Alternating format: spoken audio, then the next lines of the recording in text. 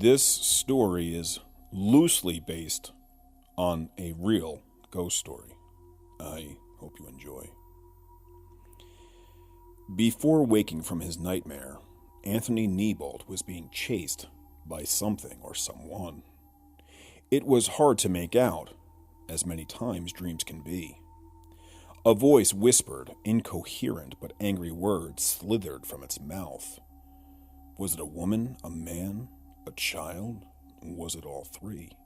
He didn't know. All he sensed within the dream was ominous darkness chasing at his heels. The last words he caught before waking up were, "Where's Daddy?" Anthony sprang up, heart racing, sweat covered his face, neck, and back. He welcomed the hand of his wife, Corinne, tenderly touch his arm, consoling him. "Bad dream," he murmured. He lay back down, the damp cool of the bedsheet on his bare skin. Anthony had been sweating quite a bit before the dream stirred him out of his restless sleep. He glanced over at his wife, her hand still warm on his arm, her eyes closed. She had fallen back asleep. He blinked away, a few remnants and cobwebs still lingering from the dream. The unfamiliar bedroom of the new home greeted his confusion. It's been nearly 4 weeks since they moved into the new place, but he was still having a difficult time processing where he was. What happened again? The dream was becoming faint, hardly remembered. He sensed his pulse returning to normal. Anthony exhaled, one last deep breath, relaxing his nerves. He glanced to his left, the moon shining through the bedroom window. A figure stood before it. A silhouette, the dark shape of a shadow faced him. Then, a tiny voice croaked, "Daddy, can you hear me?" "Bryan?" he asked, startled for the second time. 2 times in as many minutes was enough to make him want to go walk to the kitchen and pour a scotch. Unfortunately, they were packed away in moving boxes, someplace in the garage. "Daddy, someone, a lady, is singing in Abby's room. I can't sleep." Singing? What the hell is he talking about? He thought. I don't think anybody's singing in there, buddy. Maybe you're just hearing something outside." Anthony understood they all had to grow used to the new home. He realized how strange this must all seem to Bryan. Being only 5 and in a new home, a new town, a new state, Anthony was sure Bryan was just groggy and confused. "Do you want to get a glass of water and I'll tuck you back into bed?" Bryan sighed. "I told Mommy too, about the lady. She didn't believe me either." He wasn't surprised Corinne hadn't mentioned it, but it did beg the question of when the boy told his mother. "Hey, bud, it's not that Mommy and I don't believe you, it's just that, well, I locked the door last night. I even checked all the windows, and everything is locked up, ship-shape, so..." He paused, ruffling the boy's messy blonde hair. "There's no way that somebody could get inside, and definitely not a singing lady." In the dim glow of the moonlight, he could make out Bryan starting to smile. Anthony gently sat up, grabbed his t-shirt from the chair he had tossed it on earlier when he went to bed. "Let's go to the kitchen, and we'll both have something to drink. How's that sound?" "Milk and Oreos?" Bryan cried. Anthony smiled, but winced at the same time, taking a quick look at Corinne, who fortunately was still sleeping. "Shh, bud. You're going to wake Mommy. Let's be quiet. We'll go to the kitchen. Watch out for Cooper." Cooper, their loyal golden retriever, was snoring peacefully, curled up in a donut position, on the floor at the foot of their bed. They scooted past the dog as silently as they could, tiptoeing to the kitchen. As they dipped their second Oreo into the glass of milk, Cooper walked in and plopped down on the floor in front of them. Apparently, they were not the only ones that wanted a late-night treat. After having their share of Oreos, Anthony placed the package back in the freezer, which is how they preferred to eat them. Bryan took one last swig of his milk and commented, "Nothing better than a frozen Oreo and milk," licking his lips.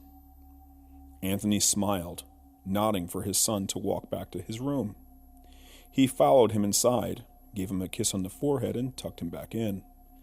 As Anthony walked out of the bedroom, Bryan stirred, sat up, resting on his elbows. "Daddy, if there is a lady singing to Abby at night, make sure you save her. I love Abby, and I don't want the lady to take her." "That's something you're never going to have to worry about.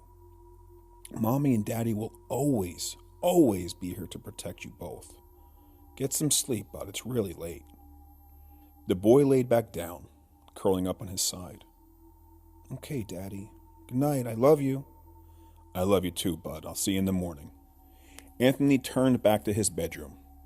Corinne was still sleeping, and Cooper had retreated to his spot on the floor again, watching as Anthony snuck back in the room. As he laid back down, he thought he overheard the sound of whispers coming through the baby monitor. Thinking about what Bryan just said, he felt his chest turn to ice. A sudden fear bolted through him in the dark of his bedroom. He hopped out of bed again. This time it was enough to stir Corinne awake. "Honey, what's wrong? Is it Abby?" she questioned. "Nothing, babe. Don't worry. I'm going to go check something real quick. Go back to bed. I'll be back in a few minutes." He swiftly walked over to the baby's room. Her door was pitched open only a few inches. Anthony put his ear to the door and listened before he entered. He didn't hear anything and decided to open the door. Abby was laying in her crib, sound asleep. He tiptoed to her crib, taking a closer look. Her pacifier was still in her mouth, and every few moments he would view it move as she sucked on it while sleeping soundly. For a brief moment, Anthony believed he smelled something odd in the room, something familiar but distant at the same time. It was most likely the baby's distinct laundry detergent, but at the same time, it reminded him of stale perfume. He bent over, putting his nose close to the sleeping girl. He inhaled and could make out the aroma of the special detergent Corinne used for Abby. He closed his eyes, inhaling, again noticing the unmistakable fragrance of something else, something woody but sweet. He heard a creak somewhere in the house.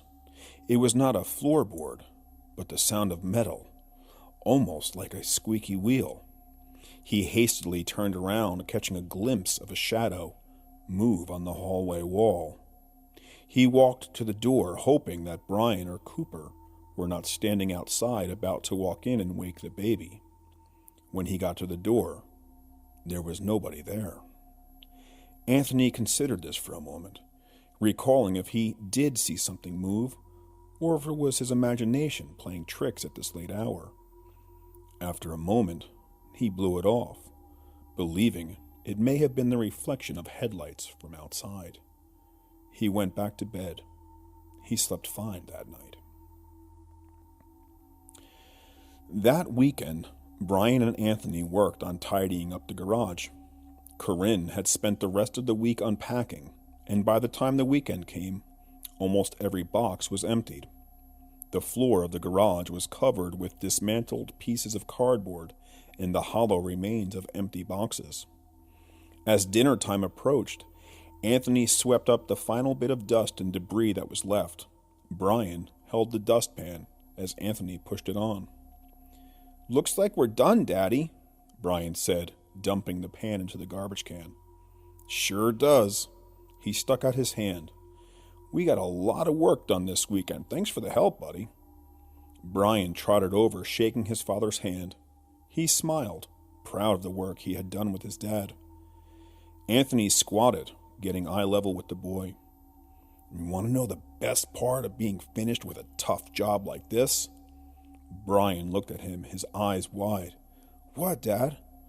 "Getting a cold drink and a nice big dinner for our bellies." He grabbed the boy, picking him up over his shoulders. He began tickling his ribs. Bryan squirmed, thrashing in his arms, giggling and laughing as they walked inside to the kitchen. Corinne was sitting at the kitchen table. Abby was in her baby bouncer. The baby smiled as they entered. Make sure you wash your hands, bud, Corinne motioned to the kitchen sink. Dinner almost ready? Anthony asked. In about a half an hour or so, why? Think I'm going to hop in the shower real quick. I think I have half the dust from the garage still stuck to me. I'll be down before it's ready and help you set the table. He leaned in to kiss her on the cheek. She pushed him away, telling him to clean up. You stink, she laughed. Do I stink, Mommy? Bryan asked. I worked hard too today. Never, she said, grabbing him and kissing the boy on his dirty cheeks. Anthony arrived back to the kitchen 20 minutes later, clean-shaven, wearing a pair of jeans and a t-shirt. You want some help setting up the table, he asked. Corinne looked up from her chair. She was playing with Abby and the bouncer. Sure, grab the plates. I'll get the silverware. As they set the table, Corinne began to hum. Anthony listened as they set up. Interesting. What song is that? He asked. Corinne stopped humming. What was that, babe? I asked what that song was that you were humming to yourself. She walked to the stove, stirring the simmering sauce. Oh, she giggled. I don't really know. I was just humming. Maybe I heard it in the car or something. I never heard it before. But Bryan was humming it all day today, too. Corinne shrugged her shoulders and went back to stirring the sauce. Well then, it probably was something we listened to while driving. Bryan then walked back into the kitchen. He gave them both a big smile. I'm all cleaned up, just like the garage. Yes, you are, big boy. Good job. Corinne patted his head as he walked by to the kitchen table. Hey, bud. Thanks again for today. You were a big help. Bryan smiled as he sat down. We did good today, didn't we? We sure did. Anthony pondered for a moment. Hey, bud. Remember that song you were humming today, the one in the garage? Bryan looked up, the smile gone from his face. Yeah? He questioned. Where did you hear it? Bryan didn't reply. He only stared down at the kitchen table, fiddling with the utensils and napkin. Buddy, where'd you hear it? Anthony prodded. Babe, I told you, we most likely heard it on the radio in the car, Corinne said, placing the bowl of spaghetti and meatballs on the table. I don't want to say, Dad, Bryan eventually answered. What do you mean, Bryan? It's okay, Corinne asked, confused. She glanced at Anthony. I don't want to tell you where I heard it. It's okay, bud. You don't have to tell us if you don't. Bryan cut him off. It's the song the lady sings when she watches Abby sleep at night. That night in their bedroom, Corinne sat upright in their bed, frantically biting her nails, a trait she performed only when under extreme duress. The last time Anthony recalled watching his wife experience this level of anxiety was when they waited for Corinne's mother's test results, believing she may have cancer. Babe, are you okay? He asked, sitting next to her on the bed. Corinne didn't look at him. She stared blankly at the wall in front of her, all the time gnawing on her fingernails. Is it what Bryan said before dinner? This simple-minded question was ultimately what made her stop, look up, and answer him. Of course it's what Bryan said at dinner. What the hell else would it be, Aunt? She rarely called him by his name. I don't think it's anything to worry about, babe. Like you said, you probably heard the song on the radio. With that, Corinne shot up off the bed and began pleading with Anthony. Are you for real right now? I mean, are you for fucking real? Our son, our 5-year-old son, told us he hears a woman singing in our daughter's bedroom, and somehow, she scoffed, took a deep breath, and closed her eyes in an attempt to gain her composure. And somehow, I know the song too. A song you've never heard. I mean, what the hell is going on here? She began tearing up. Anthony didn't know if it were tears of fear, sadness, or anger. Perhaps they were a sprinkling shower of all three. Listen, it's purely coincidental, nothing more, nothing less. Do you honestly think that there's some woman that comes in here at night and sings to Abby? He was reminded of what he heard the other night through the baby monitor. I don't know, Aunt. But one thing I do know. She hesitated again, putting her hand to her mouth, choking back more tears. Bryan mentioned the woman to me a couple weeks ago, shortly after we moved in. Anthony pursed his lips. He did? He came to me, so scared. Terrified is more like it. He said he thought someone was going to try to take Abby from us. Oh my God, Anthony, he was so scared. She burst into tears while looking him in the eyes. She noticed the small twitch anytime Anthony's nerve flicker and he begins clenching his teeth. He gulped, grabbing her hand in his. He told me something the other night too. Corinne's eyes widened, incredulous. She asked him, why didn't he say anything to her? Why he didn't mention it? And you didn't think to tell me? Surprised and a little angry with her reaction, Anthony stood up. Well, you didn't tell me anything either, did you? You said Bryan told you when we first moved in, right? Well, that was way before he said anything to me. You kept it a secret, blew it off, whatever, and you're going to jump down my throat about it? Corinne sighed and sat back down on the edge of the bed. I'm sorry, she said. I don't want to fight, babe. This is all just confusing. Bryan's going through something. It's probably the move, but the writing's on the wall. She began biting her nails again. Anthony shrugged. You're right. He also sat back down, putting his arm around her. All of us have to get adjusted. It's a lot of changes happening very quickly, especially for him. I mean, 7 months ago it was only us. Then Abby was born. Then the move. Everything with your mom. And thank God that's okay. But yeah, we've been going through a lot. And for a 5-year-old, I can't even imagine. Corinne smiled. She appreciated that he understood. She leaned over, putting her head on his shoulder. I think you're right. She hesitated, then looked up at him again. But why would he say something so strange? It's not like Bryan to say anything like that. I wish there was a way for him to forget it all and just not even think about it anymore.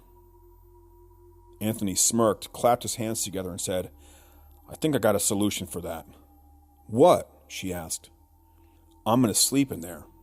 I'll sleep in Abby's room with him. Show him there's nobody in there but us. He'll see, and hopefully this will all be a silly memory we can put behind us. What do you think? She considered this for a moment and agreed that this could be a simple way to jump this hurdle and begin moving forward, away from this whole thing. Yeah, I like that idea, babe. I really, really do. We'll do it tomorrow night. We actually found all the camping gear this afternoon cleaning those boxes. I'll grab the sleeping bags for us. He smiled. Bryan is going to love it. The following night, Anthony, Corinne, and Bryan watched a movie together as Abby slept in her bouncer at the edge of the couch. By 9:30, Bryan had begun nodding off, which was the plan. Most nights, Bryan is tucked in and in bed by 8:15 at the latest. Anthony and Corinne thought it may be better to have him stay up later and get him tuckered out so he could get a good night's sleep while camped out on the floor of his sister's bedroom. It was now a little after 10 p.m. Bryan was already sleeping while Anthony lay next to him reading a book on his tablet. Soon, Anthony too began to sense his eyes getting heavy. By 10:30, he had turned off the screen. He positioned himself in a more comfortable position and drifted off to sleep. At 1:33 a.m., Anthony was awoken by Corinne, tugging at the end of his sleeping bag. Babe! Anthony! Hey, yeah, what? Everything okay? He sat up looking at his watch. It's 1:30 in the morning, what's wrong? He noticed the confusion lining her face, even in the dimly lit room. Who were you just talking to? I heard voices on the baby monitor. Babe, what are you talking about? Next to him, Bryan stirred and began moving around in his sleeping bag. He put his finger to his mouth instinctively, motioning to be quiet so the boy didn't wake up. Aunt, I'm sure I heard voices. At least 2. I half expected to walk in the room and see you and Bryan whispering to each other. Babe, I'm scared. Really scared. He observed her put her hand to her mouth again and begin gnawing at her fingernails. Babe, you need to relax. It's nothing. Maybe I was talking in my sleep. She cut him off before he could say anything more. Babe, you were sound asleep, Aunt. I was tugging on you for almost a full minute before you woke up. Okay, well, look. He gazed around the room for a moment. You can see there's nobody in here. It would be hard for two people to be inside this room, don't you think? That's just it, Aunt. I don't believe it was a person, let alone multiple people. I think it's something else. Anthony gasped, shaking his head. Will you come to the kitchen with me, babe? I want to show you something. Anthony entered the kitchen a few minutes after Corinne. She had put on the electric kettle and the water was already hot and ready. I'm making myself some tea. Would you like any? Anthony winced at the bright light in the kitchen. He pinched the bridge of his nose, wiping some of the sleep from his eyes. He yawned as he replied, Sure, but don't change the subject. I'm sorry, babe, but I'm beat tired. Brian's in there sleeping. I don't want him to wake up and not see me in there. Just let's go. She grabbed 2 mugs from the cabinet as well as 2 tea bags. As she poured the steaming water into the mug, she continued, I'm not changing the subject, Aunt, but I need to calm my nerves. She grabbed her mug, held it up to her nose, inhaling the lemon-scented tea. She took a deep breath. Babe, I haven't been 100% honest with you recently. There's something that happened to me in this house, but I didn't want to bother you with it. In fact, I'm not even sure why I'm telling you now. You'll probably just blow it off, but... He stopped her mid-sentence. Why would you think that? Why wouldn't you tell me? She smiled at him, gripping his large hand in hers. Because it might make me look foolish, like a silly little girl. I don't want you to think I'm crazy here, okay? Anthony looked at his wife, pursing his lips. He leaned back in his chair and folded his arms across his chest. Okay, go on, I'm listening. Aunt, what I'm about to tell you, I need you to promise to keep an open mind. Fair? He nodded. Remember the week we moved in, and you had to go back to Jersey for a few days to wrap some things up with the office? Again, Anthony nodded. Yeah, I had to meet with Ray and go over the rest of the details about the relocation. Did something happen? Did somebody try to break in? His voice rose, anxious and angry. No, nothing like that. She noticed his shoulders relax. I know you told me to stay out of it, but I went to the attic to see if I could make some room for some of those boxes so there wouldn't be so many in the garage. And do you remember that mirror we found up there when we first viewed the house? Anthony remembered the mirror. It was large, well over 7 feet tall. It was a gigantic antique mirror that easily weighed over 200 pounds. He recalled making a comment about the sheer size of it and how or why anyone would have put it up in the attic. The previous homeowners had called before the closing and told him they had left the mirror and would credit Anthony and Corinne a few $100s for a company to remove it, but they declined and told him it wasn't necessary. Now the mirror sat there, dusty and covered in cobwebs. Yeah, I remember the mirror. It's kind of hard to forget, he smirked. Takes up half the attic. Corinne hesitated, and to give her a few more precious seconds, she took a sip of her tea. Well, I tried to move it. You did what? What the hell, Corinne? You could have... She yelled at him, cutting him off. Anthony, listen to me. He sat peacefully, but behind his silence, he could sense his blood pressure rising. I wasn't able to move it at first. It's way too heavy. Anthony grit his teeth and was almost about to speak. The thing is, when I put my hands behind it, I felt a draft. It was like a small, cold blast of air hit my fingers. Then I heard something behind me, and I turned around, but nothing was there. I grabbed the mirror again, and I was able to slide it a bit, and I put my hands further behind it. And not only did I feel more of the draft, but I felt an opening in the wall. An opening? He asked. Yeah, and I guess my curiosity got the best of me or helped me, but I was able to move that mirror several feet from the wall. It moved easy, like it had wheels that suddenly unlocked and rolled on the floor. And sure enough, there was a large square hole in the wall that led to a room. Corinne, Anthony snorted, please tell me you didn't go inside, especially with the kids home. I hope you weren't that naive. She shrugged her shoulders. What else was I going to do? I actually didn't go inside it right away. I did go back downstairs, check on the kids when I grabbed the flashlight.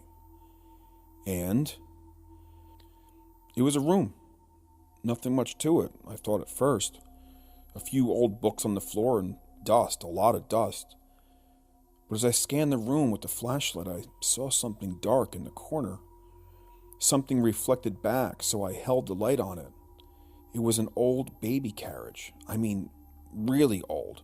It was all rusted up. The material was all stained, most likely from just years of being hidden up there. Is it still there? Well, that's just it. And this is the part I need you to listen to, Aunt, like you promised. Keep an open mind. She waited for him to agree again. Okay, my mind's open. Is it still there? She took another sip from her mug. By this time, the tea was only warm. Once I realized the room was empty, except for the carriage and those books, I walked over to it. And that's when I noticed the smell. It wasn't a mildew odor, it was something worse, something rancid. But at the same time, I could smell something else, like a perfume. Anthony felt his heart pound in his chest. His mouth went dry immediately. Did you say perfume? Well, that's what I think it was. Anyways, when I moved it, there was a bunch of fabric inside, or I thought it was fabric. I bent down to smell it and realized that stench was coming from it. She started to stumble on her words. Anthony saw her eyes were beginning to get red as tears began to form like water at the end of a melting icicle. It's okay, babe, go on, Anthony said, gripping her hand tighter in his. Oh, Aunt, oh, babe, I should have said something, I'm so stupid. She released her hand from his and got up and walked to the kitchen sink. What is it, babe? Tell me. Behind choked tears, she continued. I unwrapped the cloth. It was a bunch of old baby blankets, and the more I unwrapped them, the more I could detect the perfume, while at the same time smelling that other rancid scent. Then something fell and hit my foot. I grabbed the flashlight to see what it was, and the blankets fell from my hand and fell in the bassinet. What was it? Aunt asked. She turned back around to face him, only this time her face didn't show sadness. It showed pure terror. It was the bones of a small arm. I screamed and noticed the blankets had opened up fully in the carriage.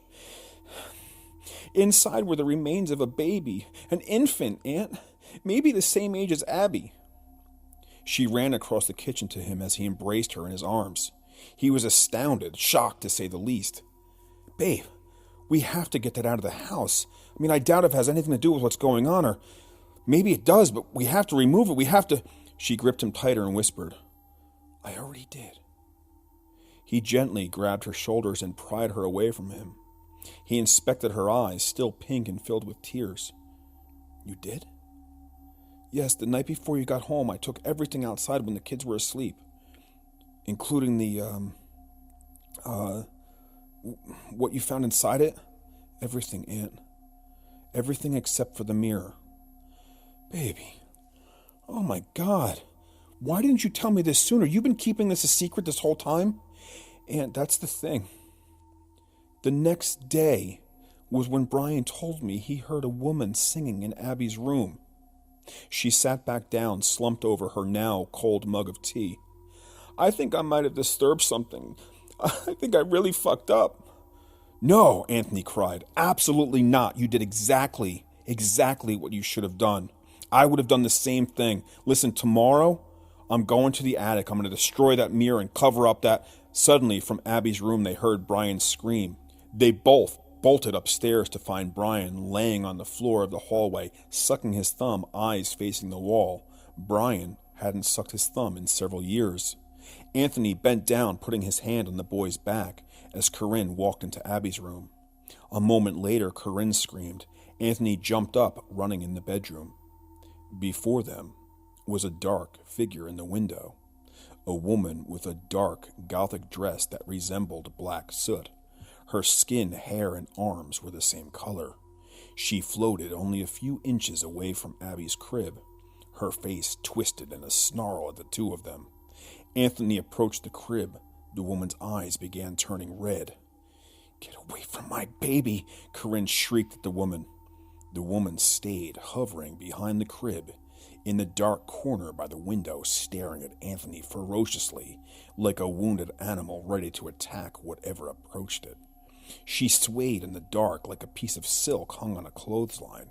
Her black hair was gnarled and curled like a mangy dog. In the silence, Anthony and Corinne could hear her breathing. It sounded like liquid being sucked through an old cloth, lungs that had been dead for decades, perhaps longer. Abby moved. The ghostly woman took her horrifying gaze from Anthony and peered towards the infant stirring in her crib. Anthony and Corinne watched in horror as the scorned witch reached her hand towards the baby. Instinct took over as Corinne reached for Abby, snagging her out of the crib just mere moments before the wretched black bones of the woman's hands got to her first. She ran into the hall as Anthony followed, slamming the door behind them. They heard an ear-piercing howl from behind the door. Its high-pitched squeal sent shivers down Corinne's spine. Bryan was coming too, as Anthony scooped him up and ran back downstairs.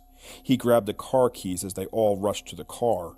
He started it as Corinne fumbled with the car seat and harnesses. "Drive!" she shouted.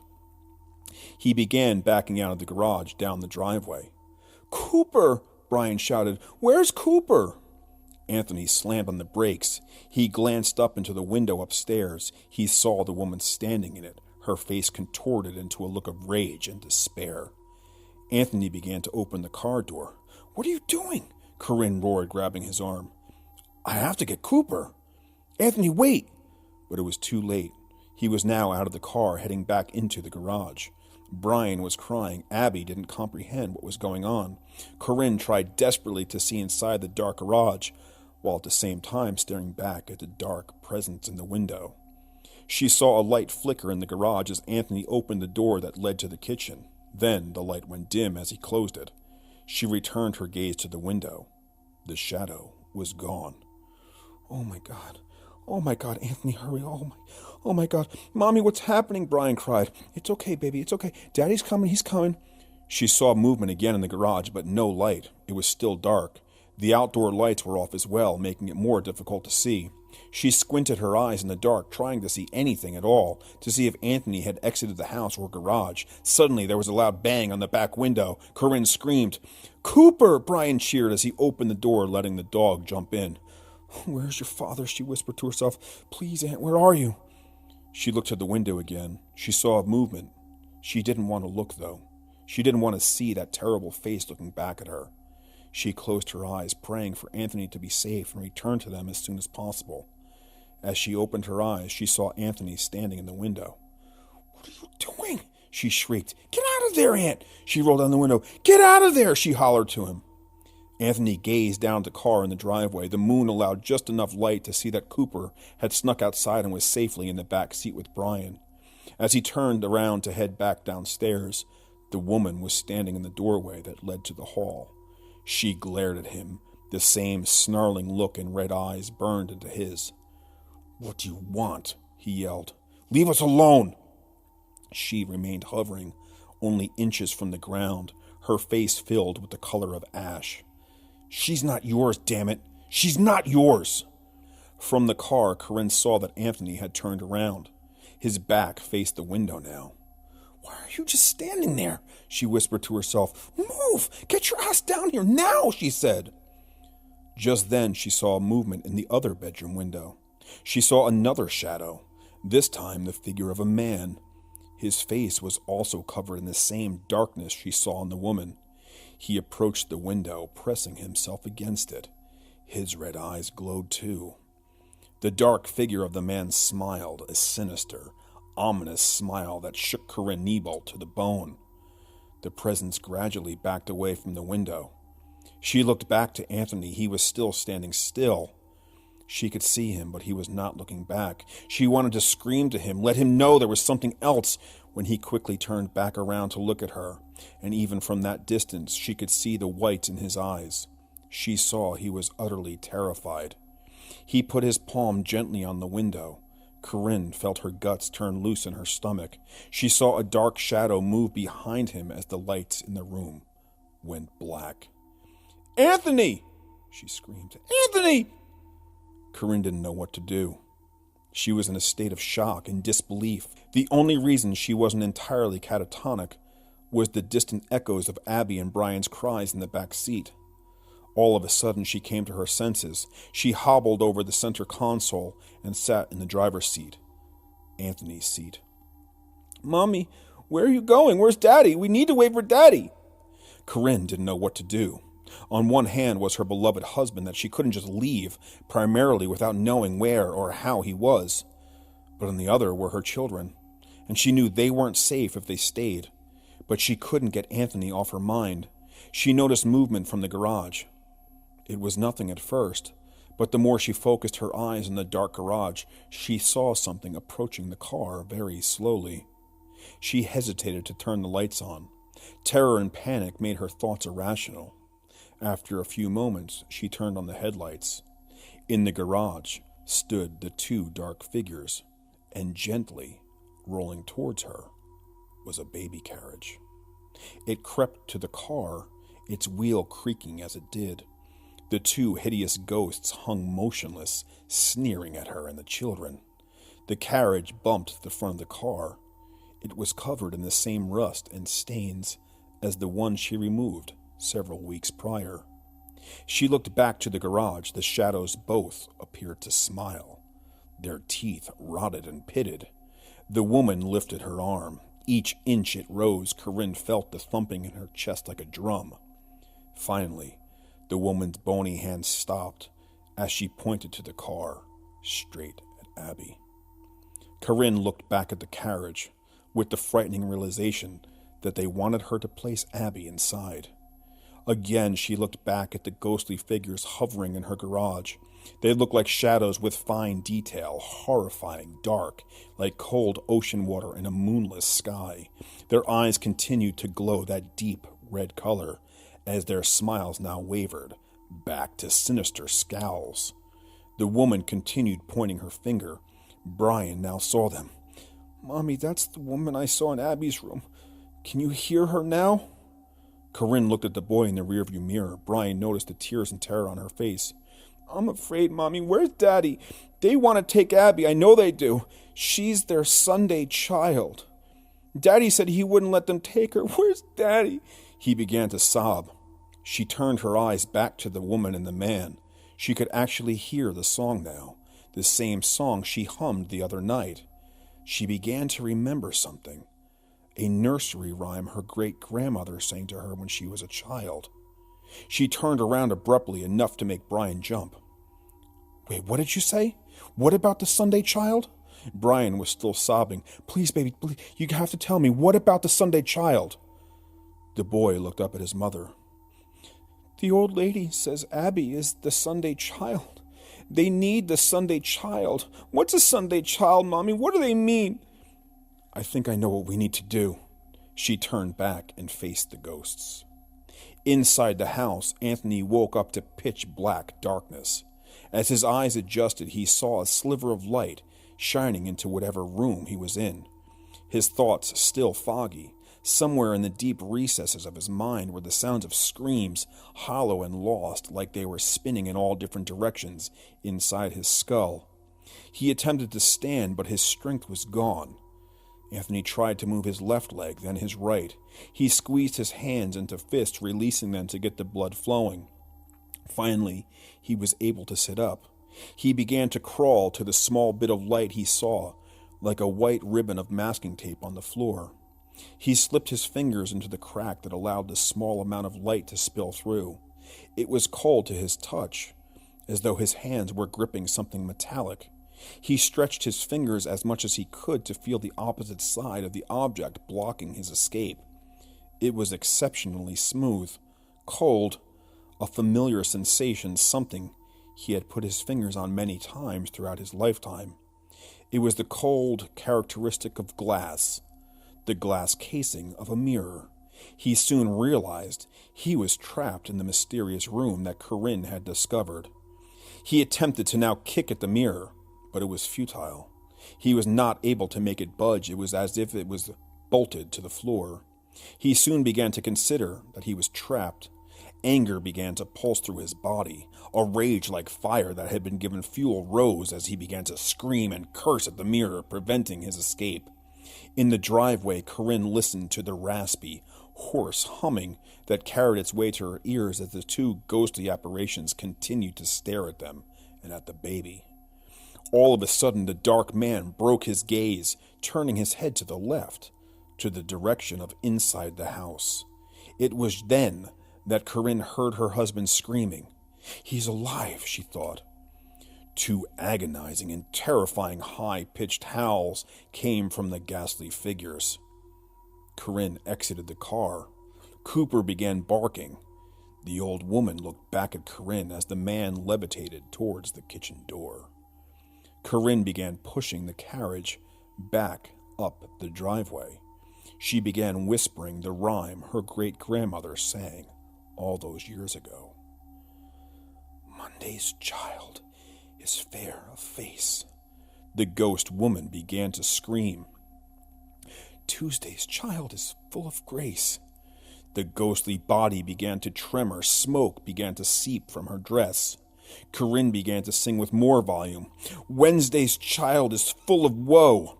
The smoke became thicker. Black plumes spilled from her arms.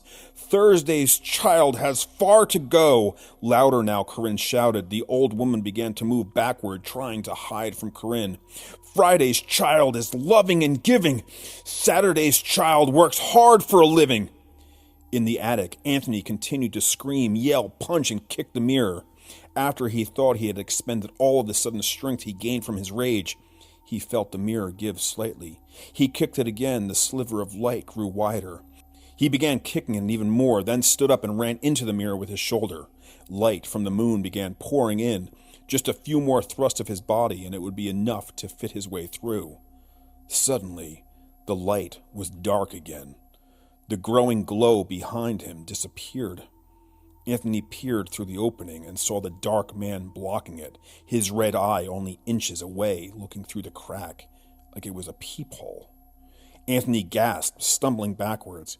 He began to hear the mirror being moved back, closing him back inside. "Fuck you!" Anthony shouted, running with all his might into the back of the mirror. Below, in the garage, the dark figure appeared feeble and withered. She held her hand up, trying to block the carriage from moving closer as Corinne pushed it right at the woman, now at the top of her lungs. "And the child that is born on the Sabbath day, that child is mine, forever and always!" Corinne cried, collapsing to her knees on the floor of the garage. The old woman's red eyes began to fade, rolling back into the black as she fell into a cloud of ash. Bryan watched from the car as the woman disappeared. Her ashes began to swirl above the carriage. The carriage began to fold in on itself, also disappearing into ash. A huge rolling ball of black, swirling smoke began to spin inside the garage. Corinne looked up at it from her knees. All at once, the fog sucked into the house like someone turned on an enormous vacuum. She sprang to her feet, running into the house to find Anthony. She heard wailing coming from upstairs. She double-hopped the stairs, bursting into the attic. Anthony was hanging halfway out of the mysterious room, clutching the side of the mirror desperately, trying not to be pulled inside by the two dark entities that had been summoned back to the eternal black of their damnation. Corinne gasped, running to him, grabbing his hands. "Let him go!" she screamed.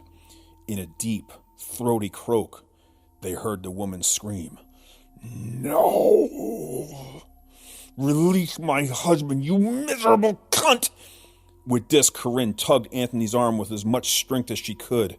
Anthony slid out, the dark hands of the man and woman reaching out, trying to grab him. Anthony and Corinne looked at each other. They both scrambled to their feet and began pushing the mirror, sealing the two demons inside forever. The two evil entities let out one final high-pitched scream as they drowned in the darkness, sucked back to the hell that had released them, welcoming them back to the fires where they once burned together. Corinne and Anthony ran downstairs to the car. They jumped inside, locking the doors. "Mommy! Daddy!" Bryan cried. "You're back!" We're back, bud, Anthony exhaled. He looked over to Corinne. That's it, we're going back. Wait, back inside? Bryan asked. No, bud. Back. Back by Nana and Pop and everyone else. Back home, where we belong. As the Niebolts exited the driveway, every mirror inside the house began to fade, losing their reflective surfaces. A week later, when the police went to investigate what happened, they couldn't understand why all of the mirrors in the house appeared to be covered with ash. Even after spending several minutes wiping down the surface, the ashy residue remained, as though it was beneath the reflective glass. Excuse me, Detective? Detective Ronald Trowbridge spun around to the female officer that just called him. Yes? They want you upstairs in the attic. Detective Trowbridge headed up to the attic. When he entered, he saw 3 officers standing in front of a large mirror, tucked up close to a wall. Surprisingly, it was the only mirror in the house to still have a reflection. What do you think, Detective? Asked one of the officers. Don't know. Trowbridge looked around the attic. He scratched the top of his head. How you figure they got this big son of a bitch up here? He nodded towards the mirror. No clue, said another officer. What should we do? Trowbridge huffed as he walked over to it, examining it. He placed his fingers behind the mirror and space on the wall. He whirled back around. I think there's something back here. I can feel a draft. Should we move it and check? Trowbridge considered this. Yeah, I think we should. Couldn't hurt to see what's back there, right?